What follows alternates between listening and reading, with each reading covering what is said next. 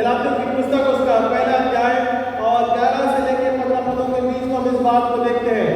और मैं मुख्य रूप से इस बात को यहाँ पे आपके समक्ष बताना मांगता हूँ। यहूदी मत में जो पहले मेरा चाल चलन था उसके विषय तुम सुन चुके हो। मैं परमेश्वर की कलीसिया को बहुत ही सताता और नष्ट करता है ना। पर तभी पौलुस उसके 14वें अध्याय में बोलता है, क्योंकि मैं परमेश्वर के माध्यम के द्वारा रचा गया हूँ और जो योजना परमेश्वर हमको और आपको ठहराता है उसके तहत अपनी सेवकाई में बढ़ाने वाला भी वही हमारा परमेश्वर है। सो हम धन्यवाद के साथ प्रकट करते हैं। आइए हम प्रार्थना करें। महान अधिकार अनुग्रहकारी पिता परमेश्वर, आपके नाम का धन्यवाद है पिता आज के वचन के लिए सुनने के तहत पिता परमेश्वर अपने आत्मिक जीवन के आत्मिक उन्नति के तहत और पिता परमेश्वर बढ़ोतरी के तहत और पौलुस के तहत अपने जीवन को रखने पाए इस बात को हम प्रार्थना के रूप में रखते हैं। उद्धारकर्ता प्यारे बेटे प्रभु यीशु मसीह के नाम से मांगते हैं, आमीन आमीन आमीन। तो क्रूस को उठाना पौलुस इस गलातियों की पुस्तक उसके पहले अध्याय और 11 से 15वें पद में हम इसके व्यक्तित्व के बारे में देखने पाते हैं। सलीब को उठाना, क्रूस को उठाना पौलुस बताता है, समझाता है, उद्देश्यपूर्ण रूप से समझाता है, क्योंकि जो उसका पहला जिस प्रकार से मनुष्य जीवन था यहूदी वंश से था और उसका इस प्रकार का मत था और वो एक हाकिम के रूप में था और रोमन सेंचुरियन के रूप में था और मसीहों को वो एक दंड पत्र को लेकर के दमस्क के रास्ते में जा रहा है, बराबर है ना। और दंड पत्र के माध्यम के दौरान वो मसीहों को सताने और उन्हें मारने और तमाम उस समय को परिवर्तित करने को जा रहा है जो कि मसीह के वचन के रूप में कार्य हो रहा था। और उस समय पौलुस जब जाता है तब मसीह उसको मिलता है या उसकी मुलाकात होती है जिसे हम कहते हैं, या मसीह के साथ वो रूबरू अपने जीवन को वो कर नहीं पाता है। सो पौलुस इस प्रकार से हम बदलाव को देखते हैं और वो 15वें पद में यहाँ इस प्रकार से लिखता है, परंतु परमेश्वर की जिसने मेरी गर्भ से माता के गर्भ ही से मुझे ठहराया है और अपने अनुग्रह से बुला लिया है। और वो अब क्रूस की व्याख्या को या क्रूस उठाने के तात्पर्य को इस बात से अंकित करता है कि मेरा जो चुनाव होना था वो पहले से ही परमेश्वर ने माता के गर्भ में बनने से पहले ही चुन लिया था। भले ही मैं विरोधी था यहूदी मत के अनुसार, पर जो योजना अंतिम समय के रूप में कार्य होनी है मेरे जीवन से वो है परमेश्वर की योजना, वो है उसके वचन का प्रचार करना, वो है मसीह के तहत अपने जीवन को ठहराना और वो है मसीह का क्रूस रोज बरोज मसीह जीवन में उठाना। आज 2026 में हम उसी प्रकार से मसीह के क्रूस को उठाने को निरंतर अपने जीवन को प्रयासमान रहते हैं, क्योंकि जब हम अपने रोज बरोज मसीह के क्रूस को उठाते हैं तब हम उसके साथ आत्मिक संगति में बने रहने पाते हैं। सो मसीह के साथ उस क्रूस को उठाने के रूप में पौलुस कुछ बातों के तहत लिखता है। गलातियों उसके दूसरे अध्याय 20वें पद में लिखता है, मैं मसीह के साथ क्रूस पर चढ़ाया गया, अब मैं जीवित न रहा बल्कि मसीह मुझ में जीवित है।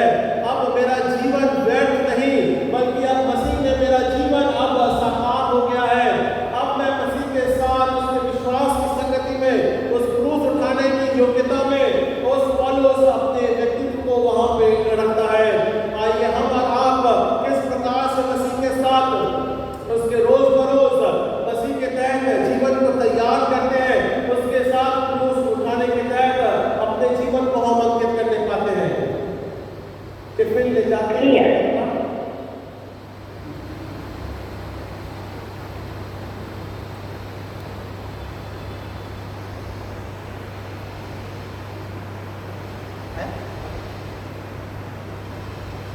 टिफिन ले जाते हैं, टिफिन ना जो ड्यूटी करने वाले होते हैं, जो सुबह शाम की ड्यूटी वो करते हैं, या तो डब्बा ले जाएंगे या तो फिर वो कभी पास रहेगा तो घर आके खाना खा लेते हैं। मैं उसकी तात्पर्य में नहीं बोल रहा हूँ, जो टिफिन ले जाते हैं तो बहुत सर करेंगे। तो टिफिन ले जाते हैं बराबर, ड्यूटी जाना होता है, सुबह भागना होता है और सुबह उठ के 2 रोटी डाल के निकलती है, बराबर है। तो उससे ज़्यादा खाती नहीं है, तो मालूम मेरा नहीं है। तो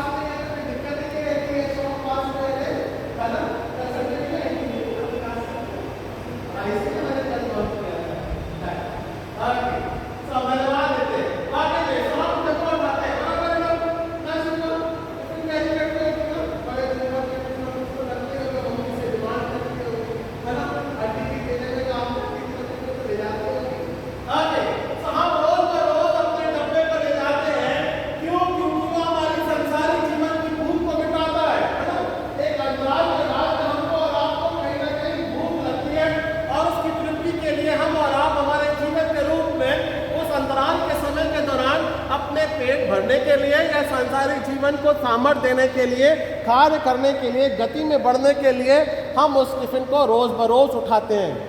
अभी इसकी कल्पना आप उसके साथ भी कर लीजिए। रोज बरोज अगर आप क्रूस उठा रहे हैं तो आत्मिक संगति में बने हुए हैं, आत्मिक रोटी आपको और हमको मिलती है। यदि हम रोज बरोज क्रूस को नहीं उठाएंगे तो आत्मिक संगति में भी हम कमजोर पड़ जाएंगे। दो संडे बाद का अपनी बात आ रहा है, क्यों कहाँ तक है, सबको बोलना पड़ता है। लाइक हम अडोलेसेंट को कॉल करना पड़ता है, बताना पड़ता है बाबू किधर हो, लास्ट संडे किधर थे, अभी संडे किधर हो, हमको बताना पड़ता है। बाबा तुम्हें भी अपना क्रूस उठाना है, इसलिए हमको फोन करना पड़ता है उठाने के लिए, है ना। सो मसीह कहता है हम और आपको आत्मिक जीवन में रोज बरोज क्रूस उठाना बहुत जरूरी है। आत्मिकता में अपने जीवन को बनाए रखना बहुत जरूरी है। मसीह के साथ क्रूस के तहत अपने संबंध को बनाए रखना बहुत जरूरी है। अन्यथा यदि हम उस क्रूस को नहीं उठाएंगे तो शैतान हमारे मन में किसी और बात को वो डाल देता है या प्रदान करता है, और तब जाके हमारे जीवन में कई संसारिक परेशानियां चली आती है, कहीं ना कोई आपदा चली आती है, क्योंकि हम उस समय क्रूस को नहीं उठा रहे होते हैं। हम उस समय उस शैतान को उठा रहे होते हैं, क्योंकि हमारे साथ हमारे संसारिक जीवन में वो समय के साथ हमारे संगति में जुड़ता है। So it is a recess time.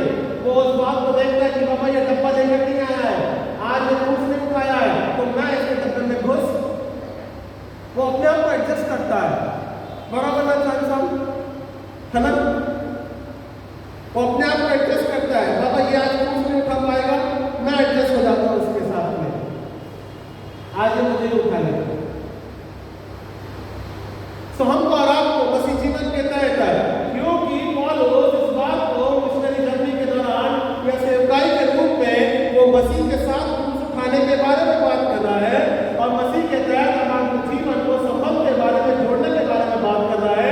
इसलिए वो कहता है भले ही मेरा जीवन जैसा भी रहा होगा मेरे को नहीं मालूम है, और जिस प्रकार से मैं मसीह को सिखाने के रूप में रहा, पर मैं ये जानता हूँ, अब ये समझ चुका हूँ कि मैं जो चुना गया हूँ माता के गर्भ से पहले से ही मेरा चुनाव कराया गया है, ताकि मैं उस क्रूस को मसीह के साथ आत्मिक संगति में अपने जीवन को बनाए रखूं। तो मेरे लिए निकाल लीजिए फिलिपियों की पुस्तक, उसका 3रा अध्याय, फिलिपियंस चैप्टर 3, फिलिपियों की पुस्तक उसका 3रा अध्याय, सौरभ पढ़ेगा। फिलिपियों